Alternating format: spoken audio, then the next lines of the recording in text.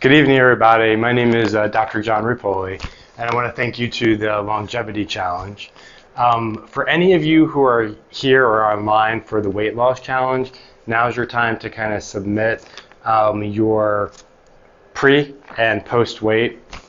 At the end of the class or later on, we'll be giving out the prize, the $250 prize. So for those of you who don't know me, I'm a functional medicine practitioner. I've been in practice for about 20 years. Yesterday was my birthday. I turned 72. If you look up at the slide here, it's kind of interesting. This is, on the left there, this is actually these are aspens in Utah. It's a group of about 40 to 50,000 trees that all share a single root.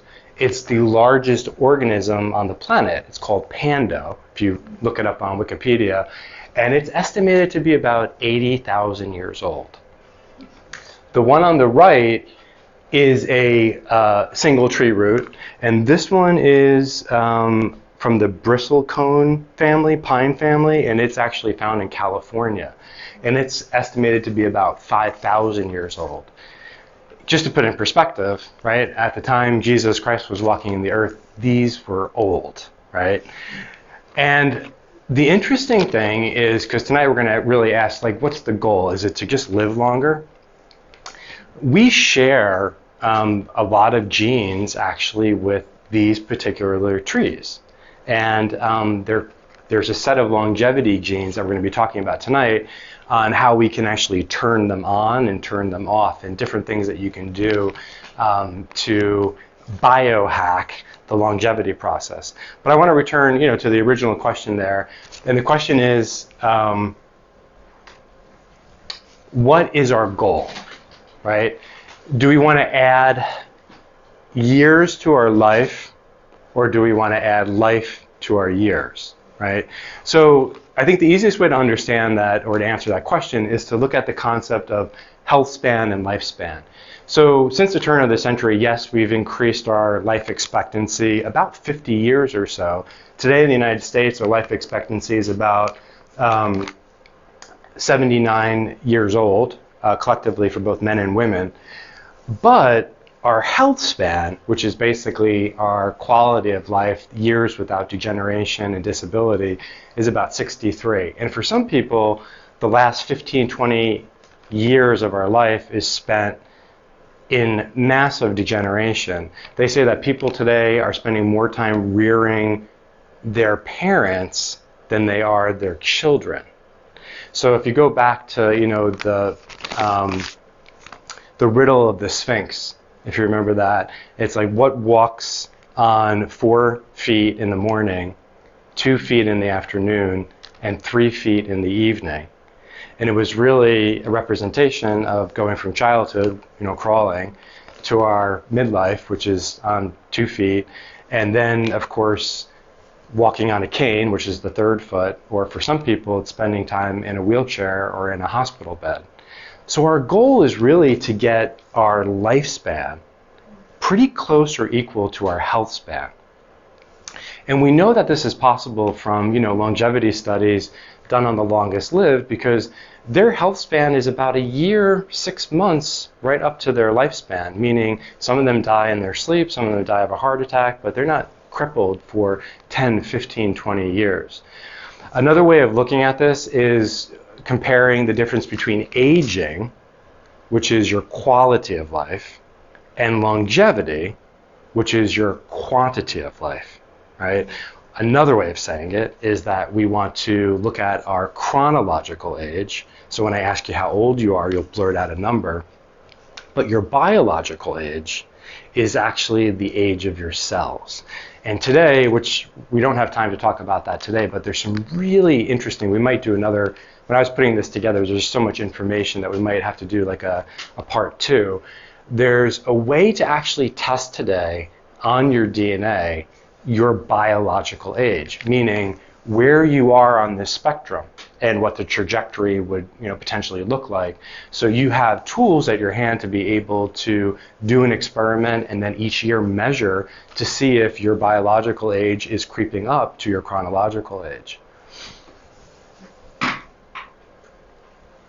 Chronic disease in the US, 6 in 10 adults have one chronic disease, 4 in 10 adults in the US have 2 or more. So the trajectory is really what the Sphinx, or the riddle of the Sphinx, is dictating, that because we have so many comorbidities, diabetes, heart disease, past history of cancer, osteopenia, cirrhosis, we are all leading in that trajectory where the last 15 years of our life are not being spent with vitality, but we're in a state of degeneration. So that needs to change. And I think that the biggest thing that we could take out of today is to change the paradigm and begin to declare aging as a disease. So as an example, today people come in with again, heart disease, diabetes, history of cancer, osteopenia, osteoporosis, all different types of symptoms, and really these things are the smoke. The idea is that we want to begin to treat first order causes, which really is aging. Because when you look at all of the processes like cancer, diabetes, heart disease, they all share very similar commonalities like inflammation and free radical production and sugar disorders. And I think we have this all backwards in the sense that if we're treating the smoke one thing at a time, we don't have this way of having this huge domino effect if we treat the first order cause. And today we're going to kind of talk about that, because if we look at aging as a disease and change that paradigm, things become a little bit more simpler. Because what's shown in the research is that as you preserve aging, you increase longevity, every single degenerative disease is delayed. And so we want to switch the focus as aging as a disease. So causes of aging. I'm not going to spend too much time. You guys know a lot about this, but we use a framework here at the office. Causes are, our formula is causes with an S equal effects. Simply meaning that everything affects everything. Right? So if we look at the different dimensions, physical, emotional, mental, relational, and spiritual, we could pick different things from the dimension, and if they're deleterious, they're going to increase the aging process. In the physical, as an example, not exercising, eating unhealthy; the relational, bad relationships; in the spiritual, not having purpose or meaning. It's going to add into the equation, and it's going to increase the aging process. If we pick things that are nourishing in those dimensions, the physical, emotional, it's going to delay the aging process, increase our health span, increase our lifespan. So I like to think of it as a health continuum. So, and you can kind of figure out your placement on the health continuum as I describe the different areas. So let's say that a typical person wakes up in the morning and they're choosing not so healthy habits, unhealthy eating, not really exercising. So they take a step backwards. You go to sleep at night, and the innate wisdom of the human body, while you're sleeping and doing nothing, is actually working to make you take a step forward, because you're activating the healing process at night while you're fasting, right? So most people are living in this maintenance, which is the middle portion of this continuum. One step forward, one step back. If, however, over a decade or years, we continue this process, what begins to happen is the capacities at night for healing are not working anymore. So we begin to take one step backwards, two step backwards. That's called degeneration. And a lot of people after age 40, 50 years old are in this process where they're beginning this degenerative process, and of course their health span is decreasing. What we're interested in tonight is how do we go the opposite direction, right? So going from one step forward, one step back, how do we take one step forward or even 2 steps forward? There's 2 hallmarks to the right side of the continuum. One is called cleanup, which is, in the medical term, they call it autophagy, which is basically cleaning up dead cells, cleaning up energy production warehouses like mitochondria, protein, something called senescent cells, which are zombie-like dead cells. Technically, a lot of these cells are undifferentiated, meaning the reels of DNA have popped out, and instead of being a liver cell, now they're a malignant degenerative cell. And they're just swimming around in the body, and that's what's causing the degenerative process. But what happens with healing when you take a step forward is that autophagy comes in, cleans everything up, and then you hit stem cell production, which is the production of new tissue. We're not wanting to return to a state prior to health, as I always talk about. We're wanting to return to a state that is transcendent to our past health, right? So we're going to a level that is transcending past our current reality to creating a new body, right? We get new cells, a new skin every 30 days, a new liver every 6 months, a new skeletal system. Some people say every 7 years. So the body has this capacity. So tonight we want to talk about things that you can do to push that button on the right side of this healing continuum. I want to talk about a cause of aging that really is not talked about and really will be the entire explanation as far as the rest of tonight, what we talk about. And that is the cause of aging that centers around comfort, right? We wake up, we have complete access to food, breakfast, lunch, and dinner. In fact, most people throw away more food, right, than they should. But there's no issue with obtaining food in today's society. We have a home, shelter, we have clothes. Most people live in the same temperature, right? Even though you might go outside on the winter and go outside to your car, most people, we got a thermostat, and you're set at about 5 degrees, and you live at 75 degrees the whole year, whether it's winter or summer or spring. And we also bottle down our emotions because you got to go to work, so you got to just so everything is kind of comfort level, right? And today, as much as the world is, we think that the world is going crazy, if we look at our ancestors, population, of course, was very small, but at any given time, 50 to 90% of the world's population was at war. Today, even though there's a lot of craziness going on today, right, most of the world is cooperating, right? Less than 1% of the world is at war. So we do live in a very comfortable society. But the interesting thing is that our ancestors did not. So we developed these special genes to get activated during times of extreme stress. So our ancestors sometimes would eat, and sometimes they would have famine. Sometimes they would have normal, comfortable temperature. Sometimes they were at extremes of cold, extremes of heat.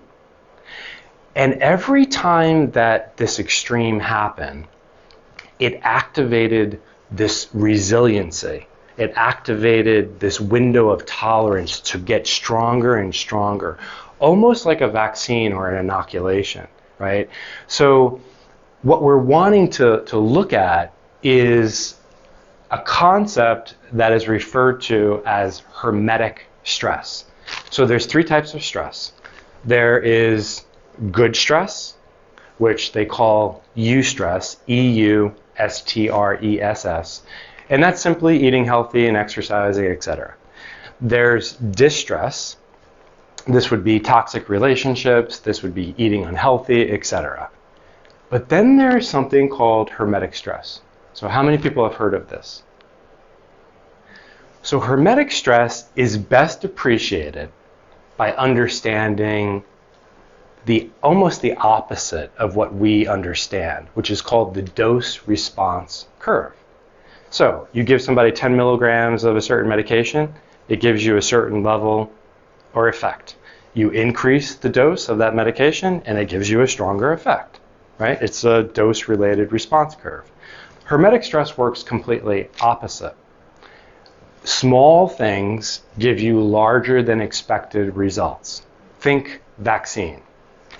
Classically, traditional vaccines, you give a small noxious substance that, if that noxious substance were to be given at a high dose, would kill you, but given a small amount, it allows you to increase your window of tolerance and your stress adaptability so that later on, when that stressor comes at you, you're protected. Homeopathic medicine you may be familiar with. You could buy it in the grocery store. You could buy it at a health food store. The smaller the dose, the stronger the effect. So hermetic stress can also be appreciated by the adage, what doesn't kill you makes you stronger, right? So a small stressor, the most classic one would be exercise. When you exercise, you're creating an enormous stress. You're actually tearing the muscles, right? But the result of exercising days after is to get hypertrophy of the muscle. That technically is a type of hermetic stress. Every time you go to sleep at night, you're fasting. Your body is in a state of fast, and you're actually turning on those longevity genes for a very, very small period of time. Because as soon as you wake up in the morning and you start eating again, and you eat all day long, they get turned off, right? But for just a small amount of time while you're sleeping, those longevity genes are getting turned on. So hermetic stress turns on our longevity genes. And it's not important to know the names of them, but there's 3 in particular that have been studied.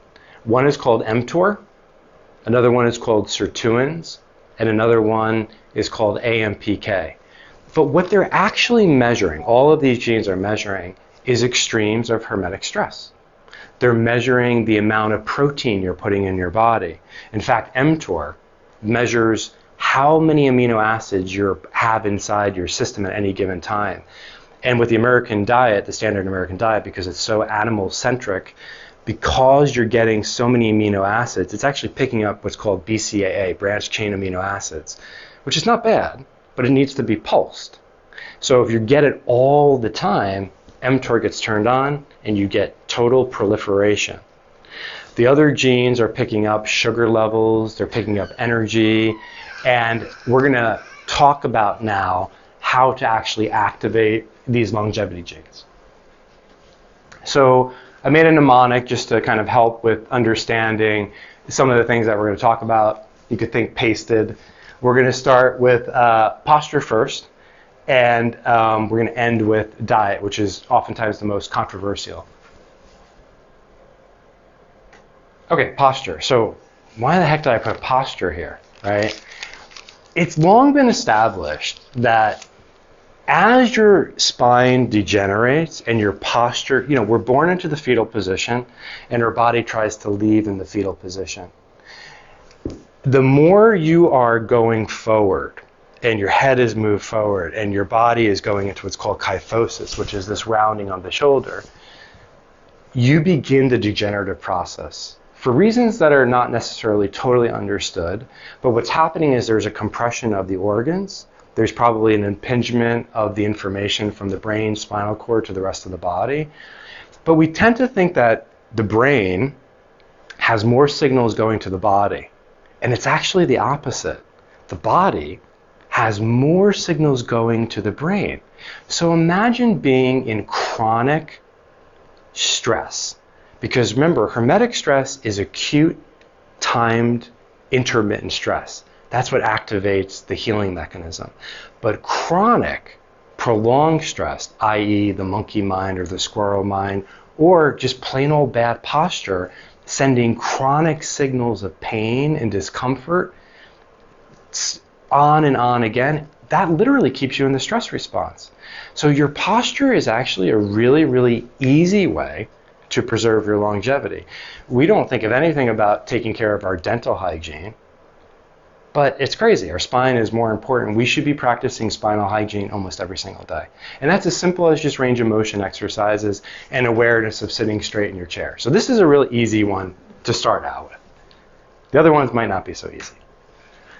Okay, so if we talk about hermetic stress, when it comes to breathing, that hermetic stress would be something called hypoxia, right? Which would be just for a small period of time, restricting the amount of air that we're taking in.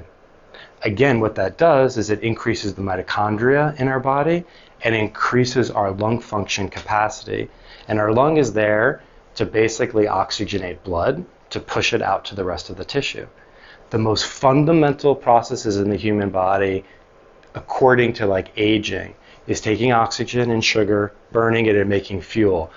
Everything around the aging process is preserving that intimate connection that drives every single cell, tissue, organ in the body. If you can maximize the ability of taking in oxygen, regulating your sugar, and producing energy, that's actually what it's all about.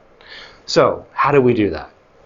The first thing to do is, if you are not exercising, that's your first baseline. You begin exercising. That is a challenge. That's a hermetic stress. Just plain old exercising when you haven't been exercising, that's why exercising is pretty much in any book you pick up about any disease, it tells you to exercise because it activates that hermetic stress.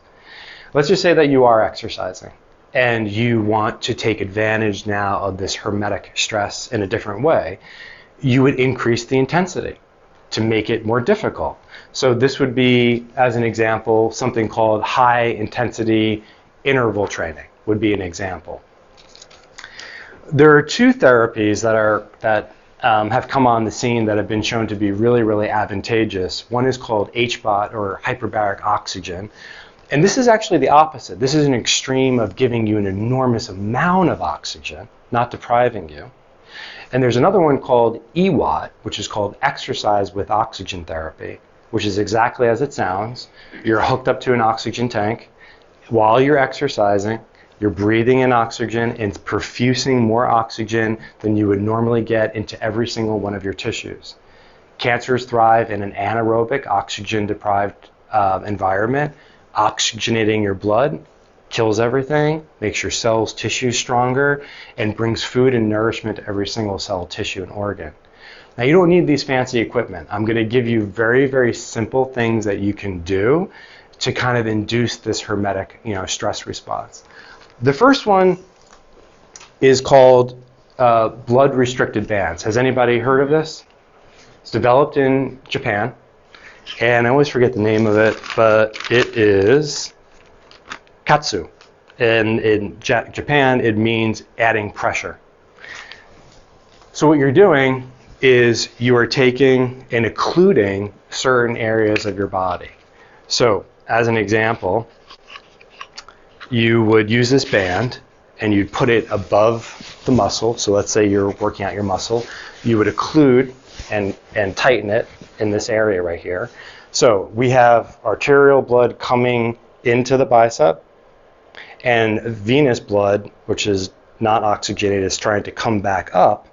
As you occlude this, it gets trapped, and you get a moment of hypoxia. And that creates a hermetic stress. And this is been shown in research to increase muscle mass, which in turn increases bone density. They use it in physical therapy for people who have severe injuries to biohack the strength of your muscles. You can also use these bands, usually it's used right here on both sides. You exercise your upper body for 15 minutes, and then you put them over here, and you exercise your lower extremity for 15 minutes. But you also can put these on and just simply walk, because you're basically having a hermetic hypoxic stress load. Why is that important? You're building a muscle for pulmonary expansion to increase. So basically, after you finish doing this, your body has a workout. Your lung just actually had a workout, and it increases what's called its lung capacity, and you can measure this, kind of pre and post. So these are kind of interesting, and you can buy these right on Amazon. There's all sorts of different ones that are out there. High altitude simulation. So this has been known for decades. Athletes will train at higher altitude levels because there's not as much oxygen at, say, 10,000 feet as there is down at sea level. What does that do? It totally increases, their blood supply and their oxygenation.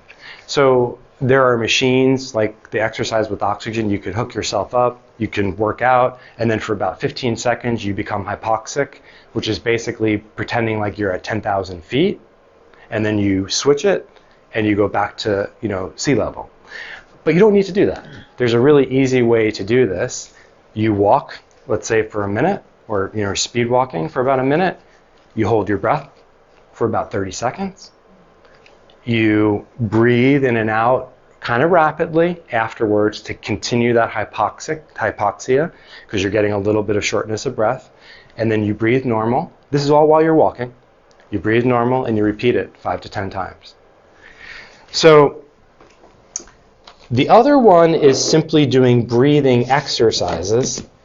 And this is pretty similar to the exercising or mimicking high altitude simulation, except this way you're just sitting and you're doing, say, like some really deep inhalations, exhalations, right? And then you're going to hold your breath for a moment, and then you're going to do it again, and you're going to repeat the cycle. And this is not to say that, the parasympathetic, exercises that people are taught for breath work, the deep diaphragmatic breathing and the meditation and the relaxation, that's just another tool for helping with the stress response. This is a hermetic stress that, if timed and done appropriately and sprinkled out throughout the month, is going to actually increase that window of adaptability. Because remember, Darwin didn't say that the strongest survive. He said that the people that survive are the ones that are most adaptable. So as you can increase the adaptation by adding a little bit of stress, you increase the body's ability to adapt. So there's a couple books. One is by a gentleman named Wim Hof. He's the guy who does a lot of the breathing type of exercises. And this book right here is actually one of the best books. It's called The Oxygen Advantage by Patrick McGowan. And this gives you all of those really cool simulation exercises without any equipment that are similar to what we talked about when you could be on a bike and do it. You can be walking and doing it. He gives you all sorts of hacks on how to breathe. And he also goes over to that relaxation breathing as well. So it's not just about the hermetic stress, because you kind of need a little bit of both. All right, so that's the air. The next longevity hack is really about the story that you're telling yourself. So there's 3 stories that we tell ourselves. The story about ourselves, the stories about other people, and the stories about the world.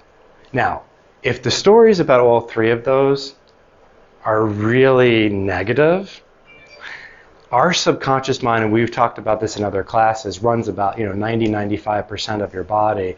But if that is kind of the story that you're telling yourself and you're living by, victimization, this is going to have a profound influence on your overall health and wellness. So it's really, really important to dissect your stories. In other words, adversity is a hermetic stress, right? And we are all going to have life quakes. In fact, the average person is going to have they say 5 to 10 life quakes throughout their lifetime. It's going to happen. How you respond to it is either going to be post-traumatic stress or it's going to be post-traumatic growth. You're either going to go to the left of the continuum into degeneration, or you're going to go to the right into healing and sparking on those longevity genes. And a lot of that has to do with the story. How many times have you had an adverse event happen to you and at the time seemed like the worst thing possible, and then in retrospect looking at it, it was the best thing that ever happened to you. It made you who you are today. Your past changes, because in the present moment you always rewrite your interpretation. So what is important about this piece on the longevity is that people who live longer have greater meaning and purpose. So what you need to do is you need to start looking at your stories, you need to look at your past and try to find ways to create stronger meaning and purpose. Life needs to be a classroom, not a battlefield, right? So your eyeglasses that you're looking out into the world, some people look at life as a playground, some people it's a battlefield, some people, but the classroom glasses are one of the best ones to help with giving you meaning and purpose, which is a huge longevity hack. Temperature. So we talked about our ancestors, right, when they had these extremes of temperature. So how can you do this, in your everyday practice? It's pretty much exactly what it sounds like. You want to expose yourself to very high heat temperatures, and you want to expose yourself to very cold temperatures. So with the heat, one of the easiest things to do is start going outside, right? Because we live inside, right? We have controlled temperature, right?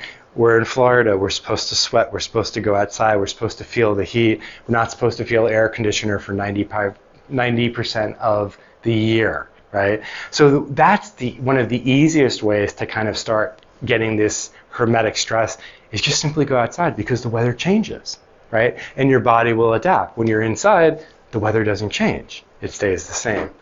But the other ones is, you can sign up and start going to like saunas. There's two types of saunas. There's a Swedish sauna and an infrared sauna. But doing that a couple times a week until you sweat, 2-3 times a week, is a good place to start with getting some of that heat. It has many other benefits because it helps with detoxification, but from a hermetic stress standpoint, it induces something called heat shock proteins, which is what the longevity genes actually put into the system, which causes the cascade of getting the benefits. Cold, I have to admit, this is not my favorite. The guy that I was talking about before, Wim Hof, he's actually referred to as the Iceman, and his two tenets, or two of his big things that he does, is ice baths and this hypoxic breathing. Those are two of his techniques that he's brought out to the public. And there are cryotherapy places that have, popped up over the recent years. But one of the easiest places to start with this, and I'll do this on occasion, is simply just, turn your shower on. And, it takes 15-30 seconds, or maybe some people it's longer for it to get hot. But a couple times a week, get in the shower, you turn it on before it gets hot, and you want to get that shivering response, because that's actually what induces the hermetic response. So if you've ever done that, what you'll notice afterwards is that you are extremely alert. So ice or cold therapy does something to your cognition, unlike anything else. And so that's an easy place to start, is to consider doing 30 seconds a few times a week of some cold showers. But what the goal is to get that shiver response. Okay, so one of the greatest longevity hacks has to do with the word eternity. So if someone were to give a definition of eternity, what would you say?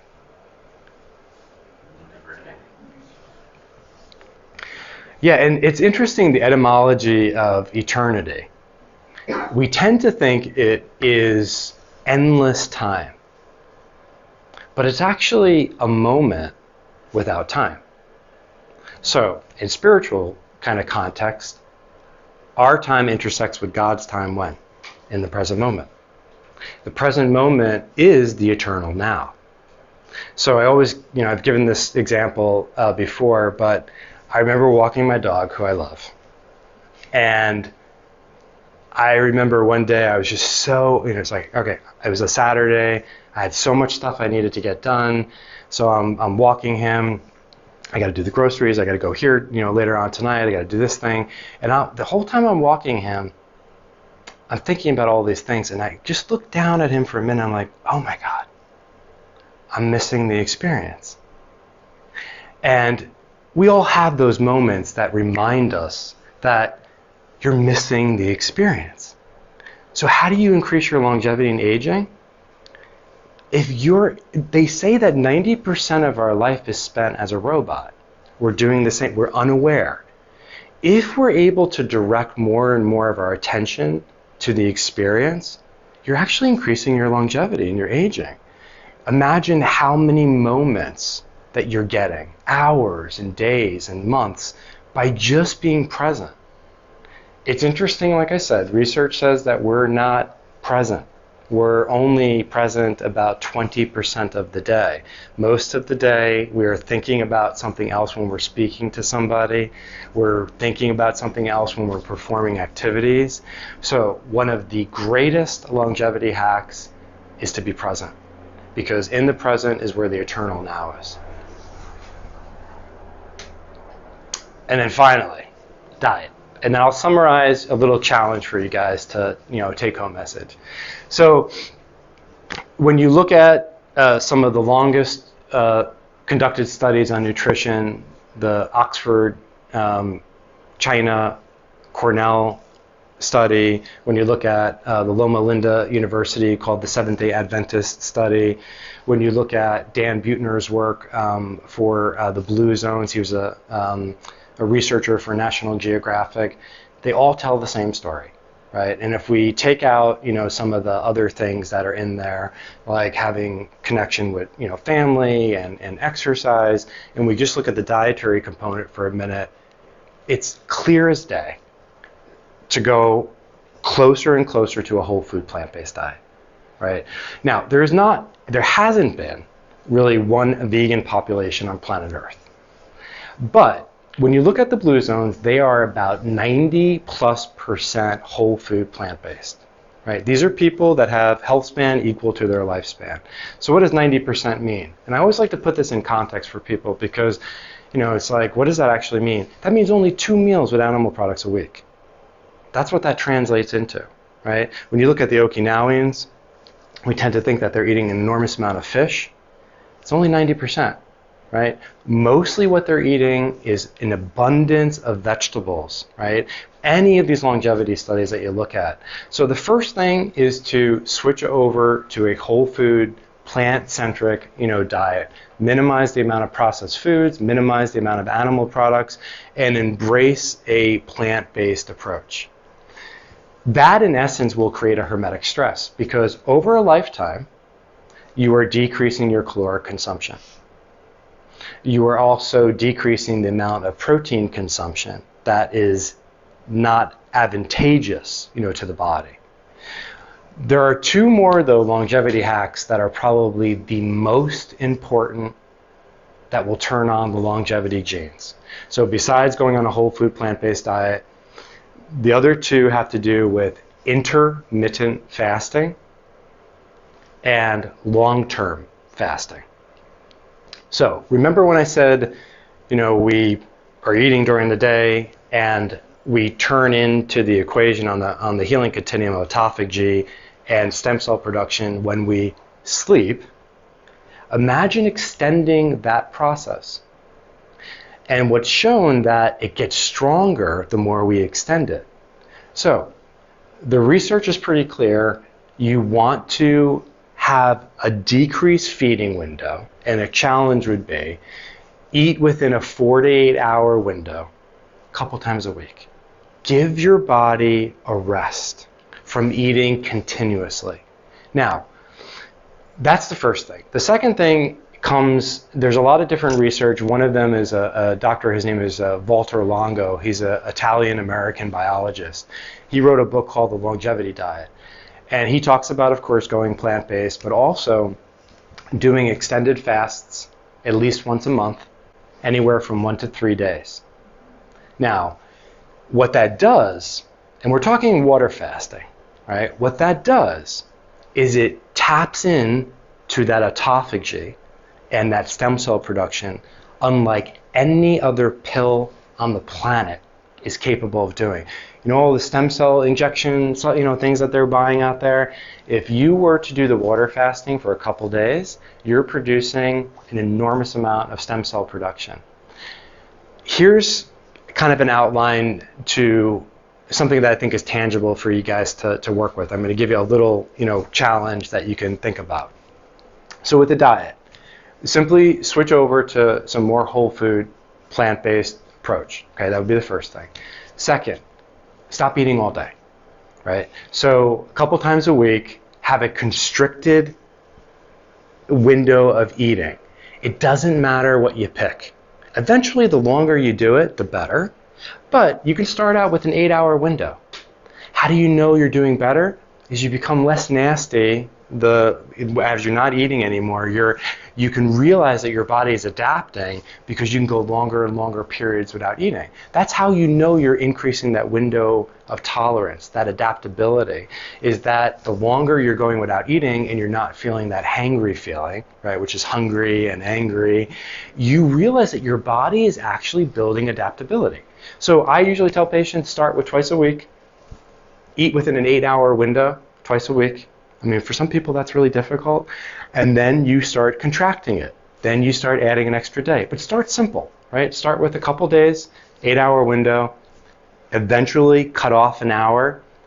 See how you're adapting. Are you getting hangry? Are you getting upset? And what you should see is that you can go longer and longer without eating. And that is tapping into the longevity chains. So that's the first challenge, right? The longer fast, right, you're going to build up to. Obviously, the better you get at intermittent fasting, eventually what you're going to want to do is put into your regimen, potentially, all of this is intuitive, maybe once a month or maybe once a quarter. You're going to do a 3-day, 1 to 2 to 3 day kind of water fast, right? And that has huge, huge benefits. The temperature. Take a cold shower, right, a couple times a week, or at least get cold water on you, maybe for 15 to 30 seconds, a few times a week. Look into infrared sauna, join a gym. There's places that do infrared sauna. You could do that a couple times a week. That's actually a really awesome strategy to turn on that hermetic, response. Look at your posture, right? Be more present. The idea here is to get out of your comfort zone. Right? And that's how we begin to activate, the stress response. Unless there's questions and stuff, we can talk, and we might have to save this for another lecture, but there's ways that we can test for all this. And then the interesting about supplements, I'll just talk about that really quickly, is that some of you may have heard that grapes produce a compound called resveratrol. And resveratrol is this anti-aging longevity nutrient that's found in a plant. Interestingly, when plants are hermetically stressed, or grapes are hermetically stressed, meaning that there's a freeze, they're not grown in idyllic conditions, when they get a hermetic stress, they actually produce an abundance of these compounds that when we eat, they are hermetic mimickers. There's no coincidence that that's happened, meaning that when a plant is stressed, they produce more compounds that when we ingest it, it actually acts as a hermetic stress. So there are these compounds like quercetin and resveratrol, and there's a lot of other types of what they call polyphenols that can be taken almost every day, but also during the windows where you're fasting to actually amplify that autophagy and that stem cell production. So I'm going to end it there and just open the floor for if anybody has any questions. Yeah. Yes? On your intermittent fasting, is that applicable for people that may have like a blood sugar problem or high blood pressure problem?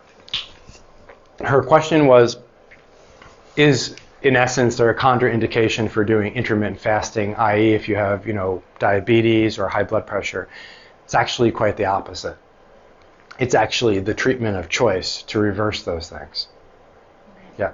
My situation, I'm considered hypoglycemic. Yeah. I have to eat like snack on something like every 2 to 3 hours, or my blood sugar goes down and I'm like exhausted, or I have to go to sleep for a couple hours.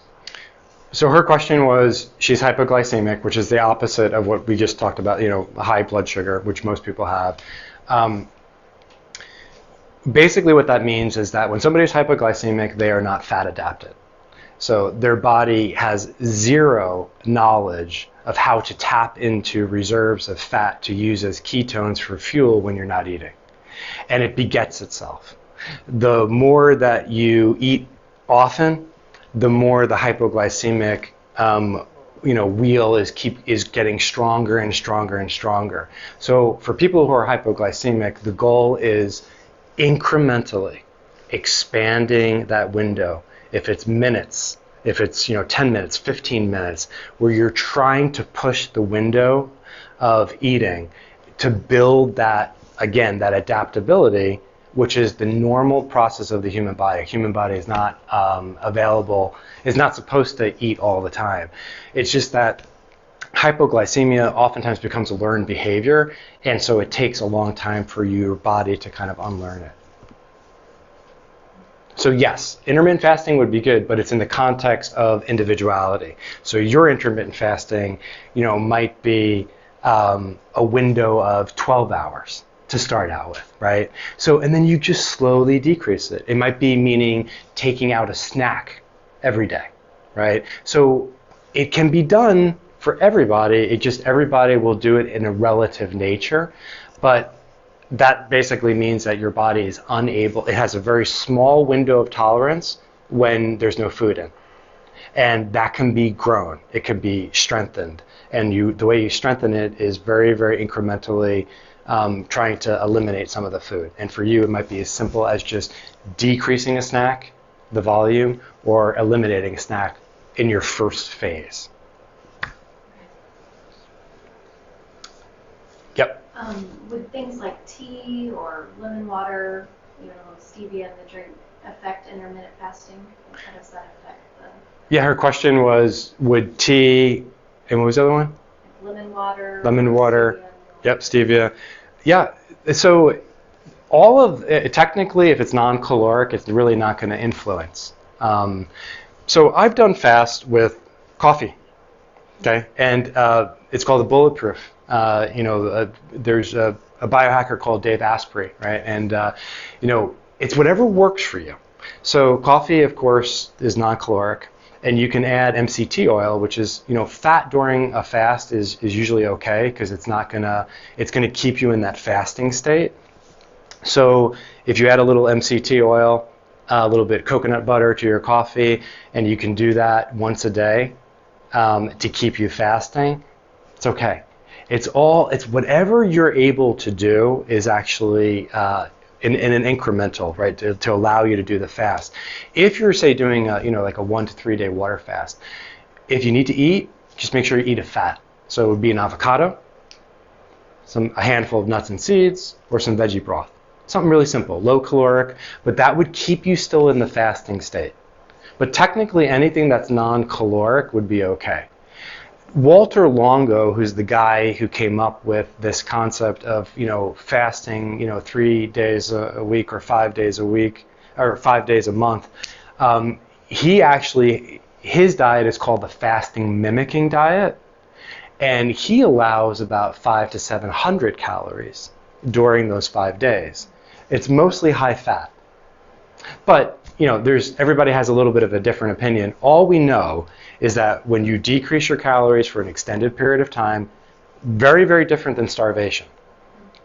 Because if somebody doesn't have the reserves, if they haven't eaten the nutrient density prior to, that fast is not a fast. That's called starving, right? And that could turn into deleterious, catabolism instead of getting into that other area that we want, which is that autophagy. So yes, there's a difference, and it has to do with the intention, and it has to do with the preparation between fasting and starvation, because they're not equal. They're very different. Yep. Who would not be good to do a fast? Like what would be some contraindicators? So who would not be good to do a fast? Yeah, this is the litany that everybody talks about: person who has cancer, person who's pregnant. So yeah, it's highly individual. However, it's interesting, because some of the things that we use for these pretty chronic degenerative diseases that are sometimes contraindicated is using the fasting, especially like as an example on cancer. Remember, what needs to be done though is looked at the blood work. You need to see whether a person, anybody who's deciding to go on a fast, are they catabolic already? And catabolic means, are they breaking down already? Are they muscle wasting? Do they have no energy? Those people are probably not going to be the greatest candidates to do a full-blown fast. Those are the people that are going to do the intermittent fasting, right, to kind of start out with. They'll still get a benefit. Everything is totally relative. And everything that I tell you is always trumped, right, by your intuition, your accessibility, your motivation.